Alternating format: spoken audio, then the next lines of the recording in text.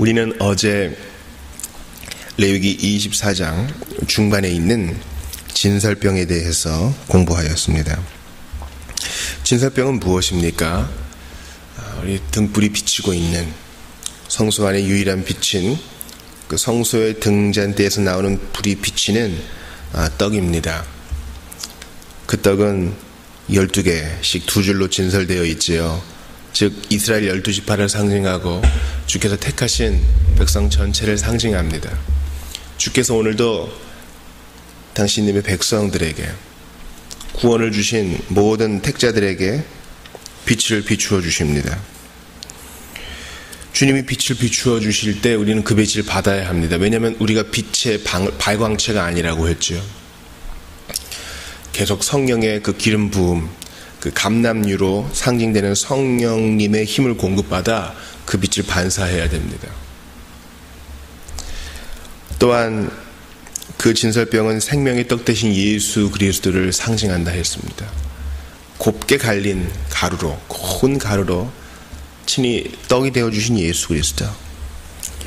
우리가 매달 첫 번째 주일마다 성찬의 떡을 나눌 때 우리가 우리를 위해서 진설병 되신 예수님을 기억해야 합니다. 제사장이 그것을 먹을 수 있었습니다. 거룩한 곳에서. 우리가 성찬의 떡을 뗄 때마다 또 우리에게 힘주시는 예수님을 생각할 때마다 그 주님의 고난과 희생을 가볍게 생각하지 말아야겠어요. 오늘 우리는 여호와의 이름에 대한 이 신성 모독에 대한 규례를 살펴볼 것입니다. 레위기에는 두 개의 내러티브, 즉 이야기체가 있는데요. 하나는 10장에 있었죠. 바로 아론의 아들이었던 나답과 아비후가 하나님께서 명하시지 않은 다른 불을 들이다가 죽게 된 것입니다. 그게 첫 번째 이야기체 내러티브였고, 오늘 본문 24장에 또 하나의 내러티브가 나옵니다. 레위기에는 이 두 가지 내러티브가 있어요. 바로 이제 혼혈로 태어난 한 아들의 신성 모독입니다. 여러분, 오늘 이 본문에서 이 아들은 바로 돌로 쳐 죽임을 당했어요. 상당히 폭력적이고 사형에 대한 거니까 얼마나 무섭습니까? 돌로 친다는 것이 여러 번 반복되어 나옵니다. 14절에도 보니까 돌로 그를 칠지니라. 16절에도 보니까 온 회중이 돌로 그를 칠 것이니라. 또 마지막으로 23절에 진영 밖으로 끌어내어 돌로 쳤더라, 이렇게 말합니다. 그만큼 확실하다는 것이죠. 여러분, 우리가 지금 레위기를 보고 있는데요. 레위기는 성경 전체로 보면 어디에 속해요? 모세오경에 속하죠. 그 성경 66권을 그 성격에 따라 이렇게 나눌 수 있는데 레위기는 모세오경에 속합니다. 모세오경은 본래 한 권의 책이었는데 또 그 안에서의 성격에 따라 5권의 책으로 나눴습니다. 즉 창세기, 출애굽기, 레위기, 민수기, 신명기로 나눕니다. 이 5권의 책 가운데 레위기가 있어요. 여러분, 이것은 모세오경 중앙에 레위기가 위치한다는 것은 가볍게 여길 문제가 아닙니다. 주께서 이 가운데 위치한 레위기를 통해서 구원받은 자가, 속죄의 은혜를 받은 자가 어떻게 제의적으로 정결하고 거룩하게 살아야 할지 아주 구체적인 행동 지침을 알려줍니다. 그렇다고 해서 오늘 본문에 나온 그대로 신성 모독죄를 저지른 사람을 다 돌로 쳐 죽이라는 것은 아니에요. 이것은 이제 신학적 해석이 필요합니다. 당시 이스라엘 사회는요, 국가가 동시에 교회이기도 했죠. 즉 정치와 종교가 하나였습니다. 사회와 종교가 하나였습니다. 그런데 오늘날은 그렇지 않아요. 하나님께서 우리에게 허락하신 사회는 정치와 종교가 분리되어 있어요. 정교 분리의 원칙입니다. 그러므로 우리는 이것을 잘 해석하여 신성 모독의 죄가 얼마나 나쁜지는 알되 그것을 시행하는 방법에 있어서는 매우 지혜롭고 또 은혜로워야 되겠습니다. 우리가 이렇게 돌로 쳐 죽임을 당하는 사형법을 보게 되면요, 야, 참 돌로 맞아 죽게 되는구나. 간음죄를 져서 예수님 앞에 끌려 나온 여인도 모세 율법에 따라서 돌로 쳐 죽임을 당해야 될 뻔한 위기에 처하지 않았습니까? 얼마나 무서웠겠어요. 그죠? 돌멩이를 손에 들고 사람들이 던져요. 얼마나 아팠겠어요. 최초의 순교자라고 할 수 있는 스데반도요, 이렇게 돌로 쳐 죽임을 당했지요. 스데반이 돌에 맞으면서도 계속 복음을 증거하고 기도합니다. 그러는 와중에 뭐 입에도 맞고 피가 흘리고 그러겠죠.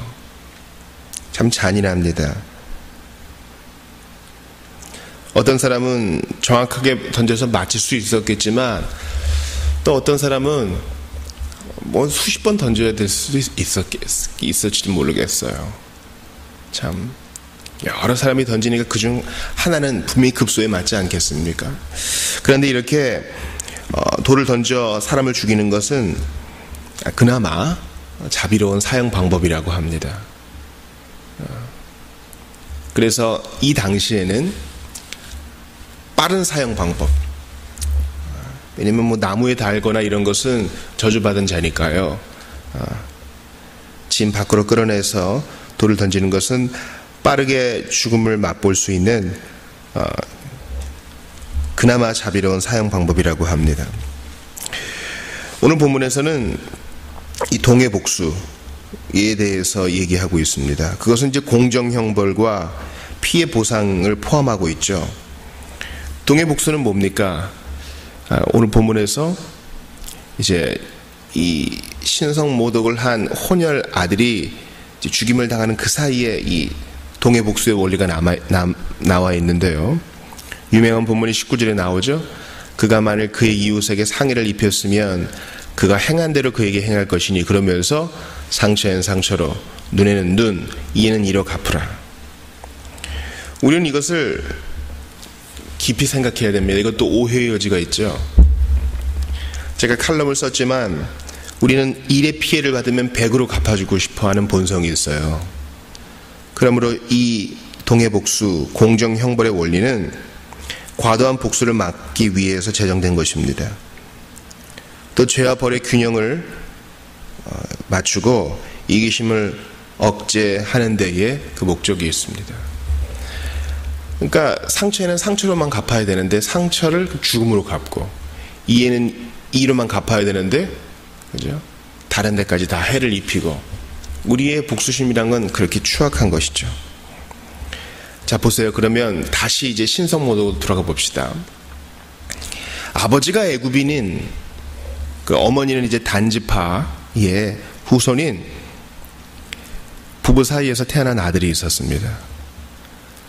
그가 이제 한 사람과 싸우던 중에 10절을 보세요. 이스라엘 사람과 진영 중에서 싸우다가 이 다툼 중에 무슨 일이 벌어져요? 하나님의 이름을 모독하고 저주해요. 그러니까 처음부터 안 좋은 마음으로 하나님은 미워해서 이렇게 저주한 게 아니라 싸우다가 자기 분에 이기지 못해서 하나님의 이름을 언급한 거예요. 그러므로 우리는 항상 분노를 잘 다뤄야 됩니다. 분노 자체가 나쁜 것은 아니죠. 우리 주님의 이름이 모욕을 당할 때 화를 내는 것은 당연한 일이에요. 자녀가 죄 가운데 있는데 웃으면서 살살 타이르는 부모는 제대로 된 거 아닙니다. 화를 낼 때는 내야 돼요. 그러나 우리의 어그러진 본성은 화를 낼 때 그게 죄로 이어지기 때문에 항상 조심해야 됩니다. 화를 낼 때라도 우리가 이번 주일에 배웠지요. 주일 오후에 웨스트민스터 소유의 문답 배울 때 어쩔 수 없이 화를 낼 때라도 우리의 생각 한 구석에는 이게 더 이상 발전되어 죄로 가지 않도록 절제하는 자세가 필요한데 이 사람은 화가 너무 나서 그죠? 너무 분했는지 신성모독으로 이어집니다. 그러나 사실 이러한 신성모독의 발언은 그의 마음속에 있었던 것이죠. 결정적인 때가 되면 사람 속에 있는 게 다 말로 나오지 않습니까?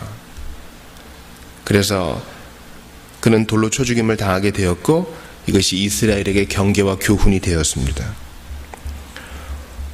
여러분, 신성모독, 여호와의 이름을 모독하고 저주하는 것, 이것은 10계명 중 3계명이 아주 엄하게 금지하고 있는 것이죠.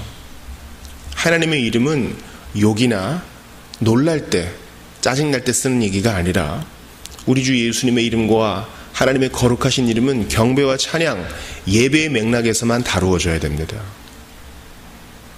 경건하게 기도할 때 그 이름이 다루어져야지 우리의 일상생활에서 가볍게 언급할 그런 성격이 아니에요. 그러므로 우리는 이러한 신성모독을 오늘날의 현장에서 볼 때마다 치를 떨어야 하고 나도 저러면 안 되겠구나 경계를 삼아야 합니다. 오늘날의 신성모독은 뭐가 있을까요? 복음을 반대하고 거절하는 것, 불신, 그리스도를 믿지 아니하는 것, 이것 자체가 신성모독이죠. 우리가 주일 설교 말라기에서 들었다시피 믿지 않으면 견딜 수 없는 증거들을 주님이 충분히 주셨습니다. 세 가지로 봤죠. 구원의 하나님, 섭리의 하나님, 심판의 하나님을 우리가 경험했는데, 제가 이것을 과학적 방법으로 설명하지 않은 것을 유념하세요. 성경이 그것을 증언하여 내 생활로 체험해서 분명히 아는 건데 어떻게 그분을 없다 부인할 수 있겠습니까? 신성모독의 죄는요, 하나님을 슬프게 하고 진노하게 합니다. 저는 또 하나를 언급하고 싶어요. 은혜의 자리에서 복된 설교를 듣고 복된 가르침을 받고 복된 교훈을 얻었음에도 불구하고 변화가 없이 계속 하나님을 향하여 버티고 신앙을 거부하고 오히려 믿는 사람을 저주하고 하나님과 그분의 교회를 내리두른다면 하나님께서 진노하십니다. 오늘 본문 신성모독죄를 저지른 자는 돌로 쳐 죽임을 당하죠. 오늘날은 어떨까요? 주께서 그 심판을 쌓아놓으십니다. 마지막 날 그를 위한 불을 더욱더 지피십니다. 그를 사랑하신다면 징계하시어 돌아오게 하실 테지만 주님은 이 땅에서 그를 형통하게 하셨다가 마지막 날 크게 진노의 불에 던져버리실 수도 있습니다. 그러므로 이 시행 방법이 오늘날 달라 보일 뿐 하나님은 여전히 신성모독에 대해서는 진노하신다. 하나님의 이름이 예배의 맥락에서 다뤄지지 않는 것 주님은 싫어하신다. 그걸 봐야 돼요. 그러므로 우리는 두렵고 떨림으로 주님 앞에 서야 합니다.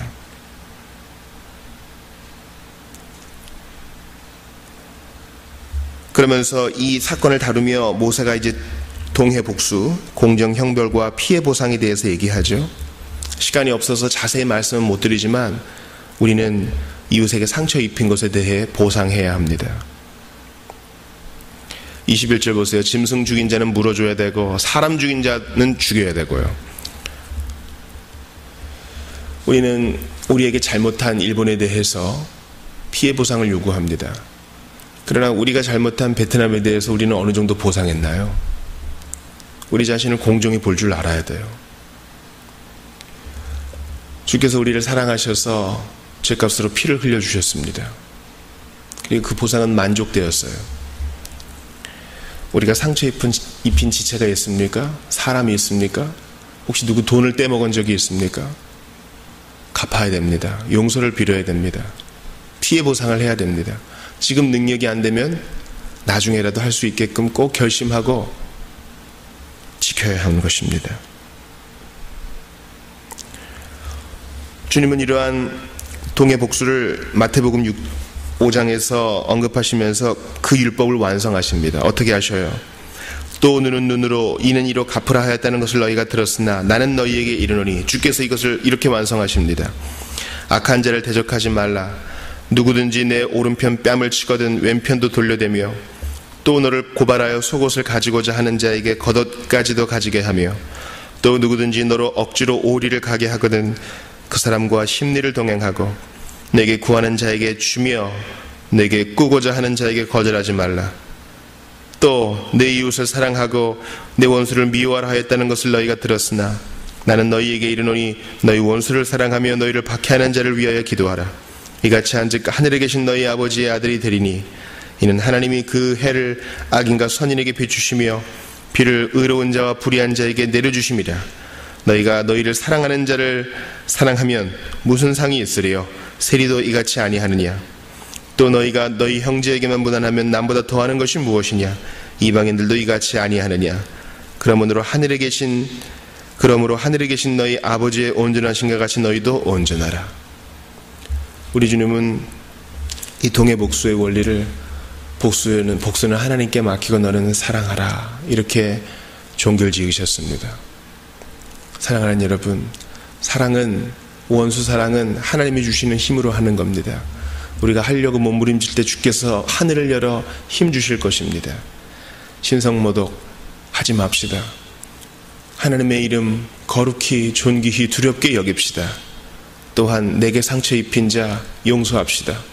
내가 상처를 준 자에게는 용서를 구하고 피해를 보상합시다. 우리 구주 예수님께서 십자가에서 죽으시고 부활하심으로 우리에게 부으신 그 사랑, 죄값을 완전히 치르시고 우리를 자유롭게 하셨으니 이제 우리도 그 사랑 받은 자답게 살아갑시다. 기도합시다. 하나님 아버지, 오늘도 복된 말씀을 허락하셨나이다. 믿는 자가 어떻게 살아야 하는지 가르쳐 주셨나이다. 답답한 일, 억울한 일, 눈물 지는 일이 많으나 예수님을 생각하며 참으면 복되다 하셨으니 오늘도 인내가 부족함이 없게 하시고 삶의 현장에서 예수님을 만날 수 있도록, 성경 본문에서 예수님을 만날 수 있도록 하나님이여 우리의 삶을 주장하여 주시고 바쁜 것이 핑계가 되지 않도록 늘 경건에 힘쓰게 하옵소서. 연약한 자 어루만지시고 고난 중에 더욱더 주님을 친밀히 만나게 하옵소서. 오늘 되어지는 모든 일들 가운데 주께서 섭리의 손길을 내밀어 주옵소서. 주 예수님 이름으로 기도합니다. 아멘.